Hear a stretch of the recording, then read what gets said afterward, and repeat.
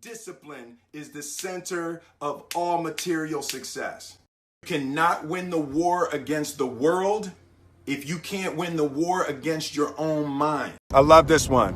Fail early, fail often, fail forward. It's always a little bit frustrating to me when people have a negative relationship with failure. Failure is a massive part of being able to be successful. You have to get comfortable with failure. You have to actually seek failure. Failure is where all of the lessons are. When you go to the gym and you work out, you're actually seeking failure. You want to take your muscles to the point where you get to failure, because that's where the adaptation is. That's where growth is. Successful people fail a lot. They fail a whole lot more than they succeed, but they extract the lessons from the failure and they use that the energy and they use the wisdom to come around to the next phase of success. You gotta take a shot. You have to live at the edge of your capabilities. You gotta live where you're almost certain you're gonna fail. That's the reason for practice. Practice is controlled failure. You're getting to your limit, getting to your limit, getting to your limit. You can't lift that, you can't do that, until you get to the point that all of a sudden your body makes the adjustment and then you can do it. Failure actually helps you to recognize the areas where you need to evolve. So fail early, fail often, fail forward. So a dude screamed to me the other night, "Hey Will, I want to be an actor, man. I want to be an actor just like you." People say stuff to me like that. I'm like, yeah, man, you can do it. Give them an encouraging word. But I was just sitting here thinking, and it dawned on me, 99% of people that say stuff like that are not willing to do what it takes to make their dreams come true. The Marines have a saying, everybody wants to go to heaven, but nobody wants to die. And that's just real. At the center of bringing any dream into fruition is self-discipline. Something as simple as food and eating. It's not about your body as much as it is about your mind. It's getting command of your mind to be able to choose actions that are in your own best interest. Every day, we are choosing shit that's not in our own best interest. Right? So if the world is attacking you and the world wants to fight you and the world's trying to hold you down, so you're going to kick yourself in the balls? So you're going to stop yourself from getting what you dream. Self-discipline is the center of all material success. You cannot win the war against the world if you can't win the war against your own mind. The only thing that I can see, and you can never really look at yourself. The only thing that I see that is distinctly different about me is I'm not afraid to die on a treadmill. Right? I will run. You would not be outworked. I will not be outworked. Right. Period. Yeah. You might have more talent than me. You might be smarter than me. You might be sexier than me.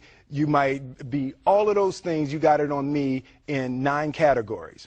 But if we get on the treadmill together, right, there's 2 things. You're getting off first, or I'm going to die. It's really that simple, right? So let's go back to the question about what if people block me out. It's going to be 2 options. I'm going to get back in, or I'm going to be dead. Right? It's like, you're not going to outwork me. It's such a simple, basic concept. It's the guy who is willing to hustle the most is going to be the guy that just gets that loose ball. He got 2.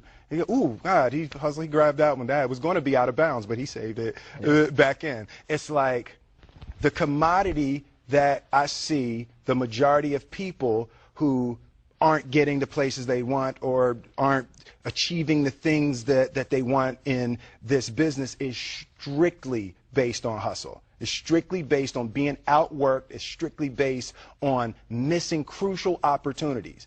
I say all the time, if you stay ready, you ain't got to get ready. I believe that self-discipline is the definition of self-love. That when you say that you love yourself, that means that you have behavior towards yourself that is loving. It's like you say to yourself, hey man, look, I know you want to eat that pizza and it'll be really good, but I can't let you eat that, man, because if you eat that pizza, you're going to feel like shit, and I love you too much to let you eat that. And I think the word discipline has kind of gotten a bad name. We think about it in terms of punishment. I'm not talking about discipline in that way. I'm talking about discipline in the sense that you forego immediate pleasure for the exchange of long-term self-respect. Self-love is, hey, look, I know you got a test on Monday, and I know you really want to go out with your friends. It's Saturday night, you want to go out, but if you fail that test, you're not going to feel good about yourself. I love you too much to let you go out tonight. Self-discipline is self-love. If you want to be happy, you have to love yourself, which means you have to discipline your behavior. The road to sustained happiness is through disciplining your behavior. And I learned very young. From parents? From my parents, absolutely. Yeah. That you don't try to build a wall.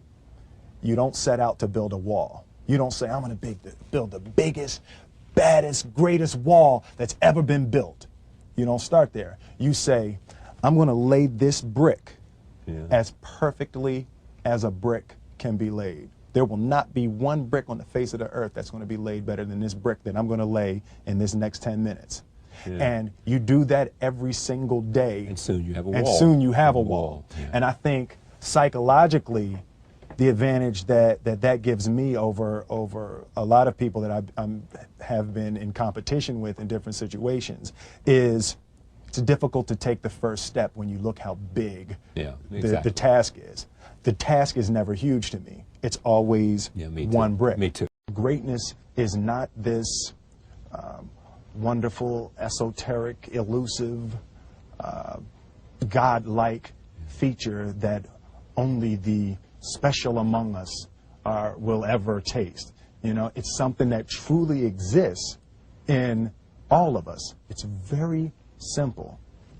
This is what I believe, and I'm willing to die for it. Yeah. Period. It's that simple. I know who I am, and I know what I believe. I know who I am, I know what I believe. That's all I need to know. And that's all I need to know. So from there, you do what you need to do. Yeah. And I think what happens is we make the situation more complex than it has to be. Because we're looking for complexity. There's got to be something complex to understand. It can't be that easy. The separation of talent and skill is one of the greatest misunderstood concepts for people who are trying to excel, who have dreams, that want to do things. Talent you have naturally. Skill is only developed by hours and hours and hours of beating on your craft. I've never really viewed myself as particularly talented. Where I excel is ridiculous, sickening work ethic. While the other guy's sleeping, I'm working. While the other guy's eating, I'm working. There's no easy way around it. No matter how talented you are, your talent is going to fail you if you're not skilled. If you don't study, if you don't work really hard and dedicate yourself to being better every single day. If there was one concept that I would suggest to people to take a daily confrontation with, is fear. The problem with fear is that it lies, right? So fear tells you, hey, if you say that to that girl, she's going to know she has you, and she'll never really be attracted to you if she knows how much you attracted to her.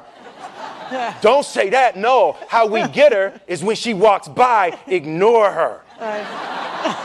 Right, it's it's like pop it on your shoulder. Fear tells you dumb shit like that, right? you know, so, you know, for me, the daily confrontation with fear has become a real practice for me since about three years ago. I went skydiving in Dubai, right? And skydiving is a really interesting confront with fear, right? So everything's normal. So you fly and you go up to 14,000 feet, and you notice there's a light. It's red and it's yellow and green, right? So right now the light's red. So then you start thinking at some point the light's going to go green, but you don't know what's going to happen, right? And you wait and it goes yellow. And the light goes green, and somebody opens the door, and in that moment, you realize you've never been in a freaking airplane with the door open. Right? Terror, terror, terror, terror, right?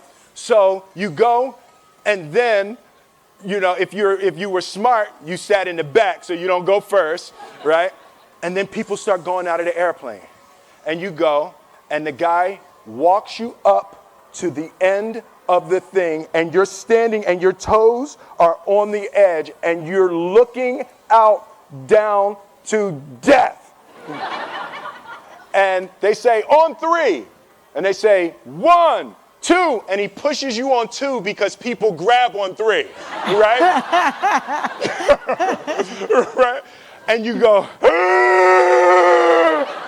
and you fall out of the airplane, and in 1 second, you realize that it's the most blissful experience of your life. You're flying, right? It doesn't feel like falling, right? It's like you actually are kind of held a little bit by the wind, and then you start falling, and there's zero fear. You realize that the point of maximum danger is the point of minimum fear.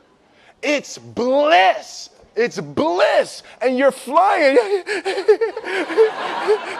right? And you're doing that, and then 20 seconds, 25 seconds, 40 seconds, and you have enough time to just kind of be like, oh, shit, that's that building. That's not like that one. Oh, you can see the ocean. Right? You start doing all of that, and the lesson for me was, why were you scared in your bed the night before? What do you need that fear for?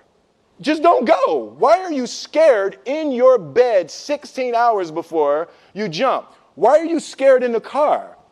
Why could you not enjoy breakfast?